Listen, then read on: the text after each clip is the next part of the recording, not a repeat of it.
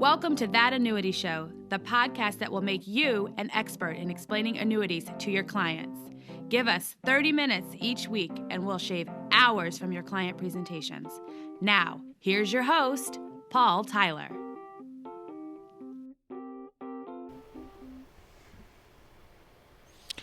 Hi, this is Paul Tyler, and welcome to another episode of That Annuity Show. Mark Fitzgerald, welcome. Thank you, Paul. It's great to be here as always. Ramsey Smith, good to see you. Same here. Always great. We're missing Will today. He may join us in just a little bit. But anyway, today we have a very interesting guest from all the way from Las Vegas, Nevada. We have Yale Bock, who's the owner and operator of YH&C Investments, a registered investment advisor licensed in Nevada and California. And Mr. Bock has been widely read in publications as widely varied as U.S. News, correct? I believe, Yale, you contribute to Kiplinger's as well. I'm sure I've missed some. Just tell us a little bit about your company and where people may have heard or read some of your work. So my name's Yale Bock. I'm owner and operator of, as you said, YH&C Investments, registered investment advisory firm based in Las Vegas, Nevada. Specialize in asset management and wealth management, individual clients. And the kind of products that we offer essentially are taxable accounts, tax advantage accounts, 401k plans, Roth IRAs, regular IRAs. A lot of the publications I've been in before include Forbes, U.S. News and World Report, USA Today, Kiplinger's. So there's a few things that we've been in, and it's nice to be here with you this morning to talk about the financial industry and the future path ahead. Yeah.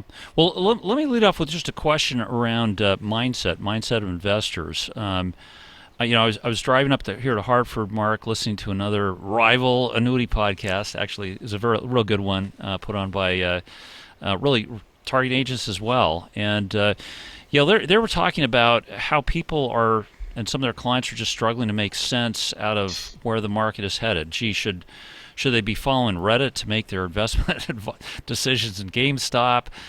Somebody tweets and the stock moves 20% in a day. How do your clients and people you're talking to perceive market volatility? Is it big issue, little issue? People are accustomed to it, and they're able to separate the noise from what's real. It's as pertinent of a question today as it ever has been, and it's the same question that investors have to deal with, throughout their professional lives. Markets are always going to have volatility. Now, to the extent that the extremes that you're seeing are abnormal. Now, some of that I think is related to, obviously, is interest rate environment. Some of it is related to the fact that you've had a 10-year run here where growth has trounced value by unprecedented multiples. So then, if you looked at the fixed income area where you've got interest rates at the 10 years at like 1.16, so you've got this concoction of variables that people are trying to digest, and then if you combine that with the whole digitization issue, where literally financial products can be created in all of in a very, very short period of time. So things are under attack that you would have never thought that they'd be under attack. I mean, if you take the oil and gas industry, people are talking about how maybe electric cars start to displace a internal combustion engine, and essentially the market has rewarded that whole industry before it's even happened. So people are scratching their heads and looking at this and saying, wait a second, this is not something that I'm comfortable with. And even if you look at the best guy who ever lived by far, Buffett, I think 2 days ago, he and Munger were talking about, hey, if you're confused, you should be. So people have a right to be very, very um, circumspect, I guess would be the word. And that's understandable. So, then you go, okay, well, how do I approach it? I would say, the same way that you have to approach everything. You have to be very careful. You have to, really investigate what it is you want to do and how you want to go about it. So one of the things that we talked about ahead of the podcast was really the role of annuities in the strategies employed by a lot of RIAs. And look, it's an area for potential growth. There has been, I'll call it, resistance for any number of reasons. And I think the interesting opportunity in the coming years is to figure out how does the industry come up with products that fit advisors and their customers in the best possible way. And there's many aspects of that. One of them is essentially the economic structure of the way distribution is rewarded. And so one of the things I wanted to get a sense of is, what would an annuity structure that met your needs? Again, this is just an issue of understanding what would work for you and your clients. What is the economic structure that you think would make the most sense? So right now it's commission, but this is a business that operates on fees on assets under management. Is moving in that direction something you think would be palatable and useful for your industry? I do. I think to the extent that the benefit or the fees are structured or tied to the result of the instrument and the longevity of the instrument, and depending upon obviously the regulatory environment, what's palatable and acceptable, how often it can be reviewed. I think that probably the most obvious direction is going to be tied to ETF products, and because there's so many different ETF products from the different fund families, and they're going to only be more probably. And if you take it even further, you tie it into target date funds, if it's possible to be integrated with target date funds. And if you have, I would imagine probably the best way to go about it is to deal with a huge fund family, Vanguard or BlackRock, somebody like that, or some of the big mutual funds, and say, okay, how can we work together so that it's tied, maybe even tied into those funds, so that the better the index or the annuity does, it hits those goals, the more compensation the provider gets. That to me probably makes the most sense. And as an RIA, I certainly would feel much more comfortable. Okay, here's an option that we can just click a box. It's part of the target date fund. We can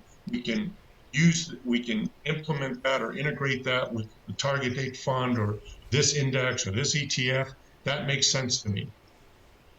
That's to me I would imagine could be potentially a huge opportunity, right?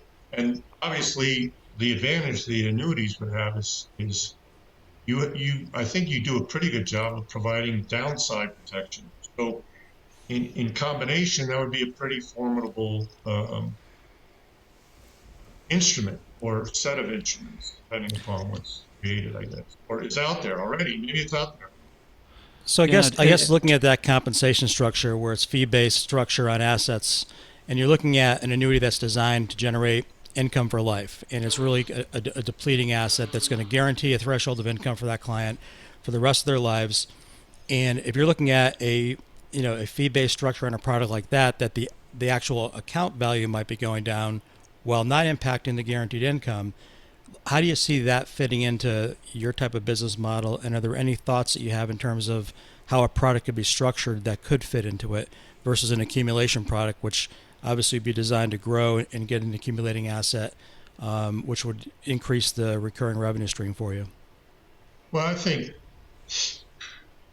that, that's a interesting question. The thing about that scenario, I would imagine, if the income-based product is doing its job, right, the rest of the account balance,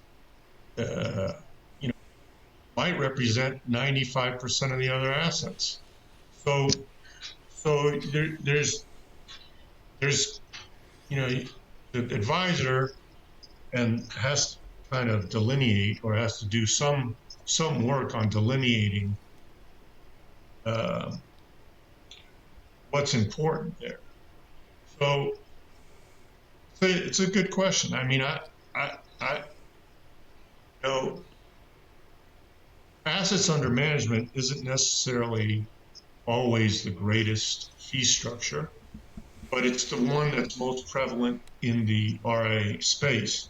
But,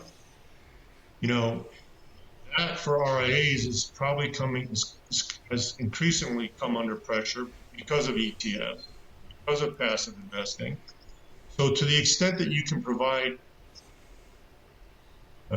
proof that you're doing whatever it is that the instrument is intended to do, then if the fee is tied to that and it's clear up front, then I think then probably the annuity provider is doing what it's supposed to do. So to answer your question, it's all based on the client and what they want, and if it's tied to putting income in place, that's what they're trying to do, I think that's going to be a win. Yeah, and I think also where I heard you going, the beginning part of that answer was, if you had the guarantees in place and the underlying income covered, that might give you the opportunity for the remainder of the portfolio to be invested potentially, in a greater percentage to equities or more aggressive, where your overall portfolio had the opportunity to grow at an even faster pace. I think you summed it up a lot more eloquently than I did, Mark. Great, thank you. I think that's right. And part of good asset management is defining what each bucket, as they say, is going to do.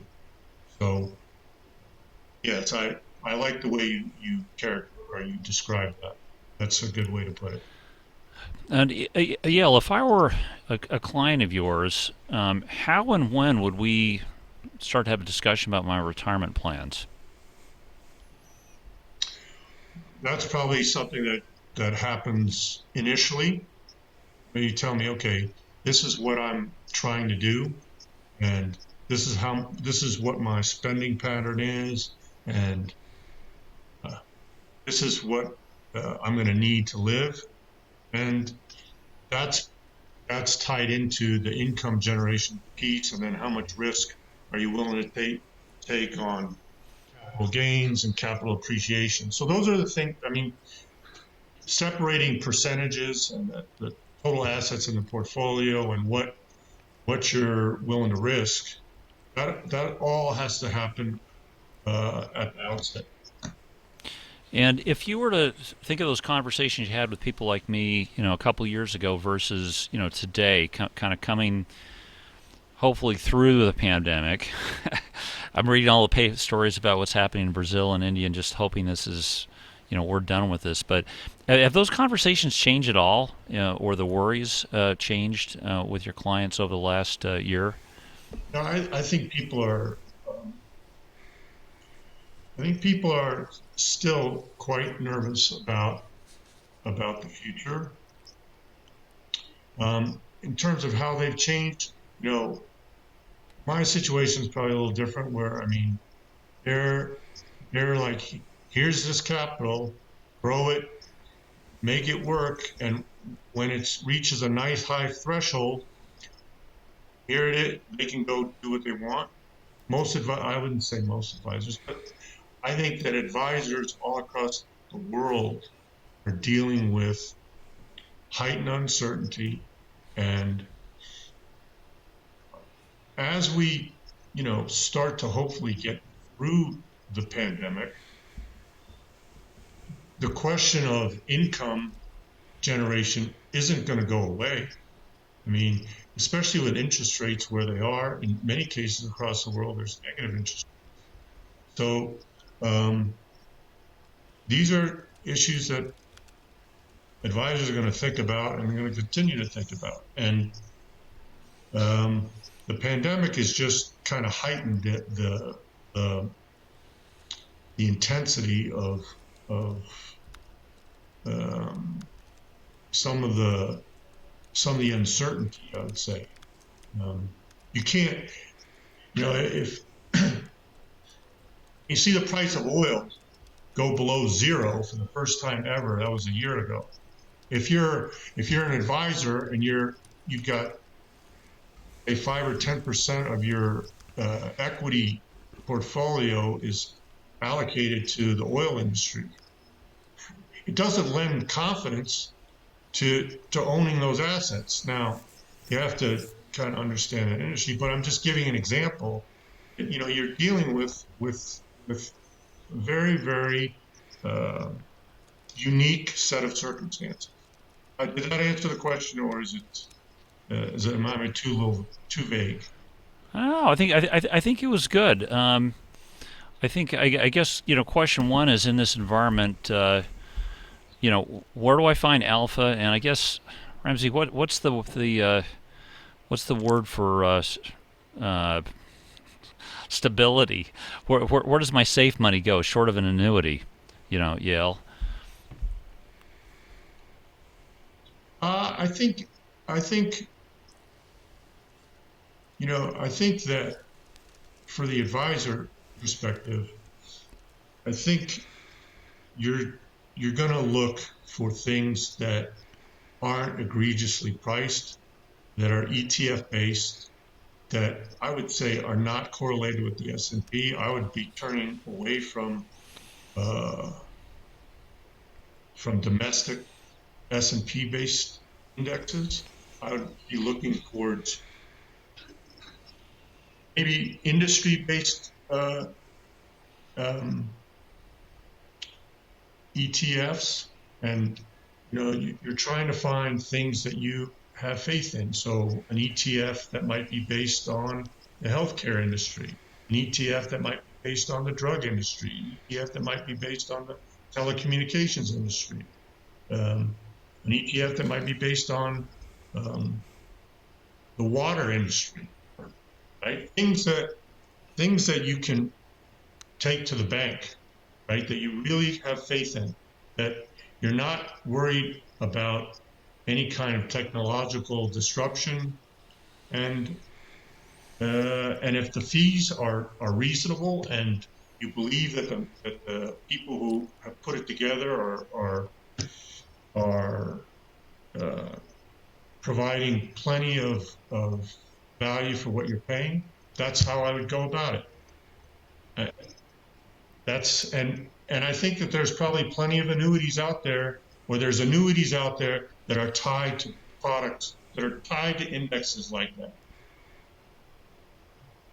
So I would ask, even before we get to the vehicle, right? So whether annuity based or ETF, or like, at the end of the day, you hit on something there.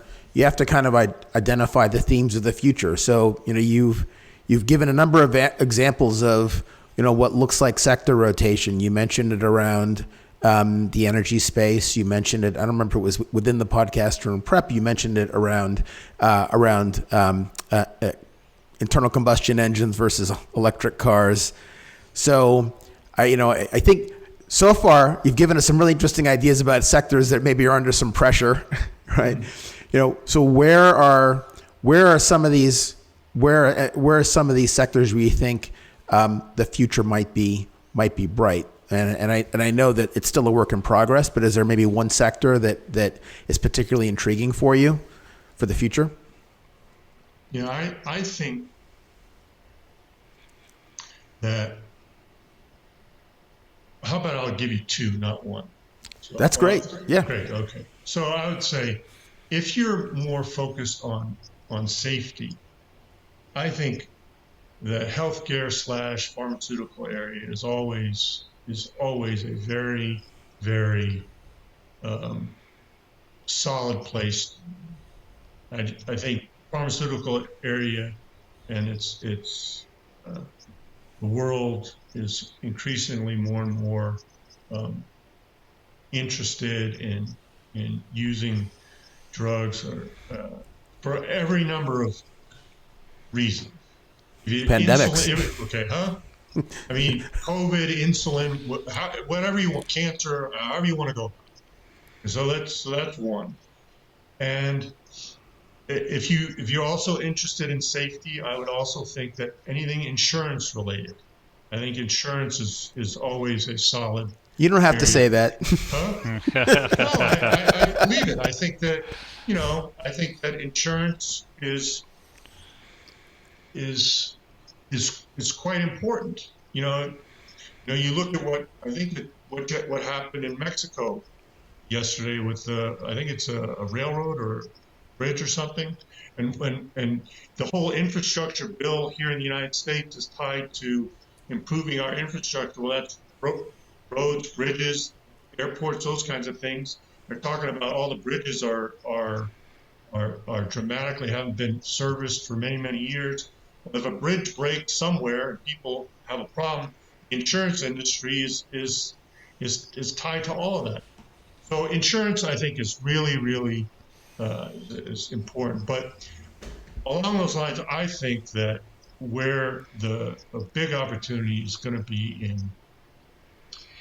is in energy and finding ways to make energy, both in oil and gas and electric, more efficient. And GE is I shouldn't probably be mentioning specific companies. So to full disclosure, yes, we own it and all that stuff, but there are companies that are really focused on trying to make the energy area more efficient in oil and gas, in electric, in storage, in carbon capture, all that stuff.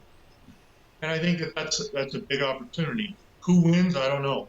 That's what we're trying to figure that out.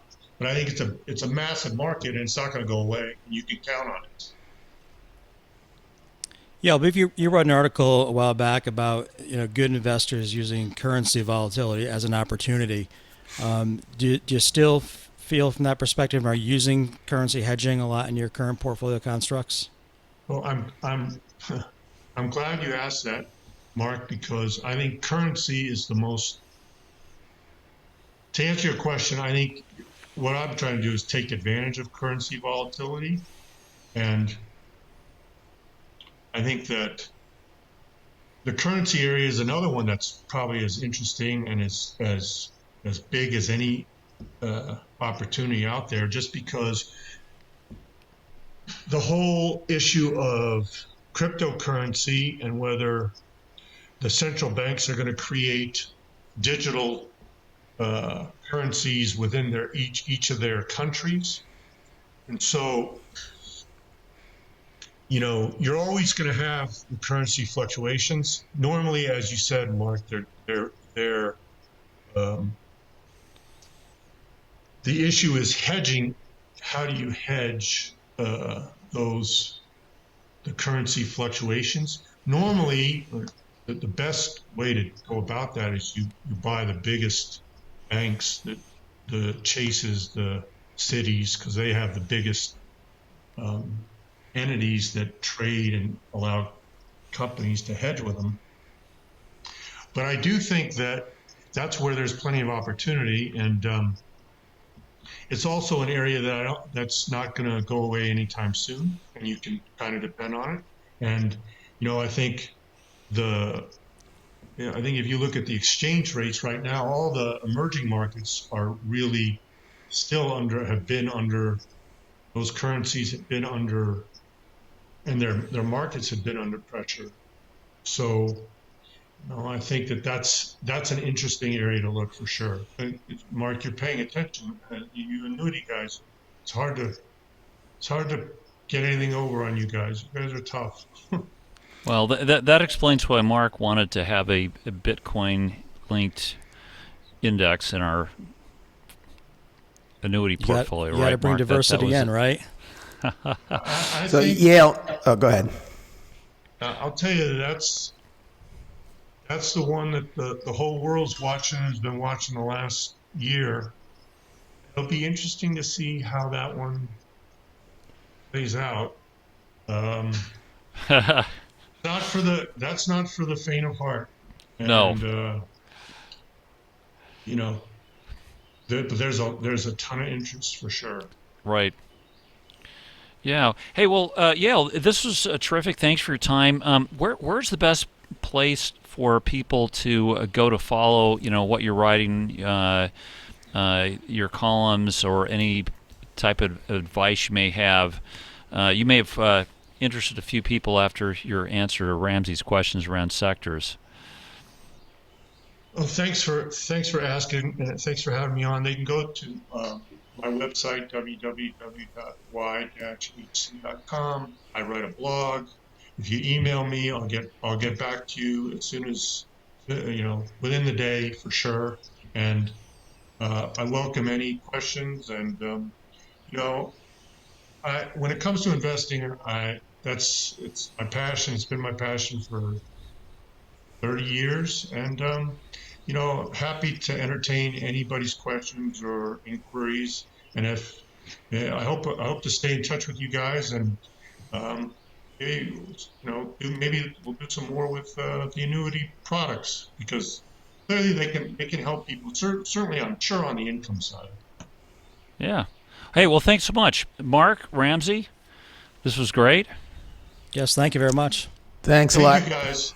Hey, thank you. Hey, thank you. And as always, make sure you tell your friends, give us feedback, and tune in again next week for another episode of That Annuity Show. Thanks. Thanks for listening. If you've enjoyed the show, please rate and recommend us on iTunes, Stitcher, Overcast, or wherever you get your podcasts. You can also get more information at thatannuityshow.com.